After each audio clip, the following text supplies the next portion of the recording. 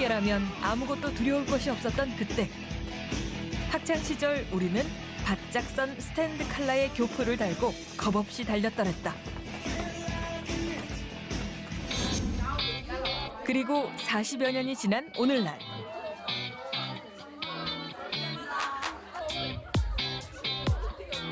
보아라, 이것이 교복이다. 체육복 혹은 생활복 아니냐고? No, no. 진짜 등하교 할 때 입는 교복. 바야흐로 2018년 뉴 스타일 교복이 나오기까지. 교복은 어떤 길을 걸어왔을까?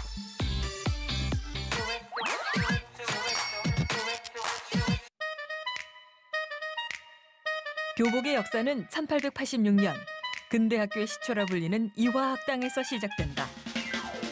이 위아래 다홍색 치마 저고리가 이화학당 최초의 교복인데 다소 강렬한 색깔 때문에 학생들이 홍둥이란 별명을 듣게 되자 흑백 치마 저고리로 바꿨다는 사실. 여기서 잠깐! 저기 뒷줄 맨 오른쪽에선 당찬 표정의 아가씨. 누구길래 스포트라이트를 비추느냐 하신다면 바로 유관순 열사 되시겠다.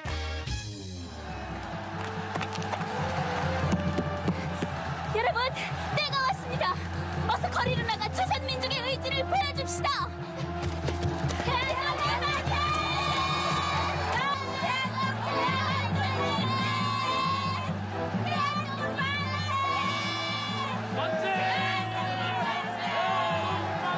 교복은 이제 평등과 통제의 이중적인 부분을 가지고 있다고 생각을 하는데, 교복은 일제강점기 그늘과 함께 점차 모양새가 바뀌기 시작하는데 한복에서 양복으로 급변하면서 한글 말살, 창씨 개명, 신사참배 강요와 마찬가지로 교복 역시 통치의 수단으로 악용된 것이 아니냐는 지적 나오게 된다.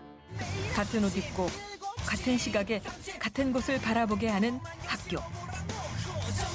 이 시기의 교복은 학생을 통제하고 획일화하는 데 초점이 맞춰졌고 때문에 교복은 통제와 억압의 상징이 되고 만 것인데 광복 이후에도 교복의 의미는 크게 변하지 않은 채 긴 시간 흐르게 된다.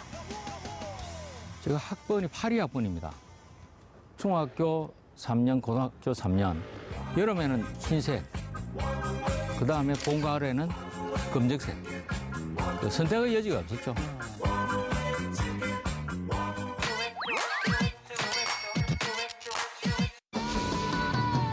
영화 클래식 속의 두 사람이 1980년까지의 교복의 전형을 보여줬다면 영화 써니의 주인공들은 교복 자율화 세대의 모습을 그대로 보여준다.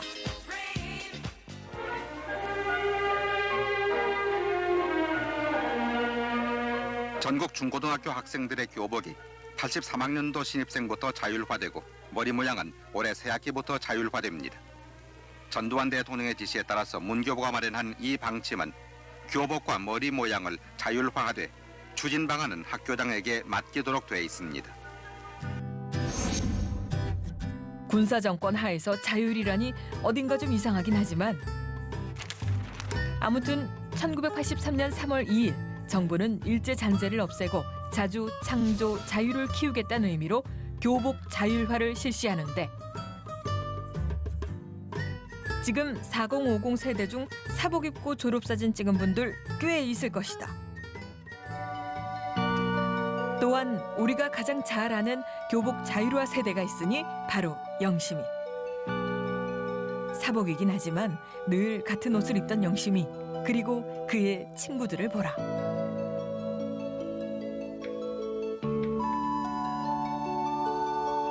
바람, 넌 어디서 불어오고 꽃이 넌 어디로 날려가니? 난 어디서 왔으며 어디로 가는 걸까? 인생. 배우 차태현의 어머니 성우 최수민 씨라는 TMI 어떤 전해드립니다. 모습을 하고 있니? 교복 자율화는 학생들의 문화적 경험을 넓히는 데 도움이 됐다는 긍정적 평가를 받기도 했지만 한편으로는 학생들 사이의 브랜드 경쟁, 가계 부담, 생활 지도의 어려움 등등으로 7년 만에 역사 속으로 사라지게 된다. 그리하여 현재 전국 교복 착용 비율은 95.6%, 거의 대부분이 교복을 입는 상황에서 우리는 마산 의신여중을 만날 수 있었던 것이다. 블라우스, 재킷, 치마라는 교복 공식을 버리고 바지, 후드 집업, 점퍼라는 획기적인 교복으로 바꾸게 된 이유 무엇일까? 기존에 입고 있던 그 생활복이 30년 전에 그 디자인이고 색상이었습니다. 그 학교에서 전체적으로 한번 바꿨으면 하고자 하는 그런 요구가 강했다고 이렇게 보면 되겠습니다. 특히 무엇보다도 체형 변화로 인해서 고통을 받고 있는 학생들의 그 어려움, 불편함을 덜어주고자 하는 그런 시도였다고 볼 수 있습니다. 저희가 안에 와이셔츠하고 니트 조끼하고 그 마이를 입어서 약간 활동 이렇게 하기 불편했었는데 활동복을 입으니까 약간 체육하기 알맞은 몸이 된 것 같아요. 편하고 신축성 좋은 옷으로 바뀐 뒤 학생들의 생활에도 신축성이 생겼다. 이전까지는 교복 입고 등교한 뒤 생활복으로 갈아입는 패턴이었지만 지금은 교실 수업부터 체육, 특기 활동까지 모든 일과가 이 옷 하나면 만사 오케이.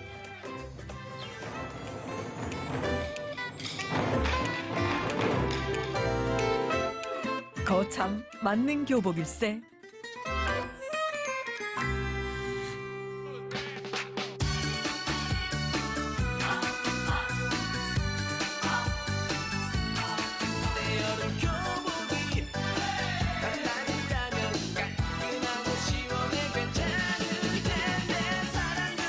노랫말처럼 반바지 교복의 등장. 경남에서는 2013년 통영 충무중학교가 최초로 도입했다. 하루 종일 입고 생활하는 교복. 학생들이 편하면 최고가 아닌가 싶은데 이상하게도 오랫동안 그런 바람은 무시돼 왔다. 특히 2000년대에 들어서면서 여학생의 치마 교복에 차별적 요소가 있다는 문제의식이 퍼지기 시작하고 2003년 여성가족부 남녀차별개선위원회는 여학생 치마 교복 강요는 남녀차별이라는 결정을 내리기도 했다. 기존 교복이 애초에 학교에서 학교 입학할 때 살 때부터 사이즈가 좀 딱 맞게 나와요.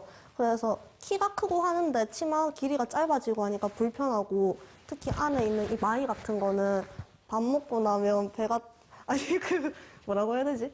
좀 불편한 게 없지 않아 있어요. 꽉 끼는 정장이나 다름없는 기존의 여학생 교복. 개중의 작은 변화는 치마냐 바지냐 둘 중 하나를 선택할 수 있게 한 것인데 교복을 없애달라, 여학생들도 바지나 남자 셔츠를 입게 해달라는 국민 청원으로까지 이어지고 있는 상황. 결국 국민청원에 대통령까지 나서서 거론한 불편한 교복 문제. 의신여중은 이런 과감한 변화 어떻게 실천했을까? 저희 학생 자치회의를 통해서 학생들의 의견이 반영이 되었고 또 선생님들이 일일이 물어보면서 조사를 했어요. 어떤 의견이 반영되는지 기억나는 게 있어요? 색깔이나 이 디자인 저희가 샘플 보고 이 디자인이 괜찮은지 안 괜찮은지 애들이 거의 만장일치로 선택을 했어요. 우선은 무엇보다 편해 보이고요.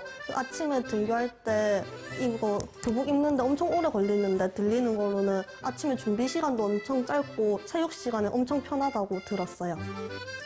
하복 와이셔츠는 또 짧잖아요. 그래서 팔 드는 것도 신경 쓰이고 했는데 바뀌고 나니까 움직이는 것도 너무 편하고 해서 다 만족하고 있어요.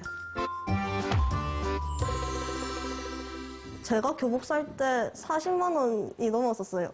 40만 원? 네. 동복 같은 경우에? 아니, 그 동복만 사가지고 40만 원 나오고 하복은 또 사로 20만 원 정도 사고 샀었어요.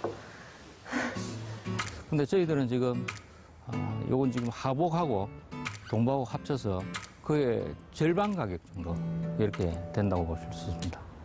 학부모님들의 그 경제적 부담이라든지 그런 것들을 덜어주게 된 그런 부분이 많죠. 학교 호감도 조사를 받은 결과 이미지가 상당히 올라갔고 그 이후로 저희 학교를 보는 시선이 좀 달라진 것을 확연히 느낄 수 있었습니다. 친구들은 저 교복을 보고 약간 독특한 디자인이다 보니까 보통 학생들 보면 단색이거나 뭐 촌스러운 색깔로 입는데 저희가 입은 거 보고 막 이쁘다고 하면서 우리 학교로 오고 싶어 했어요.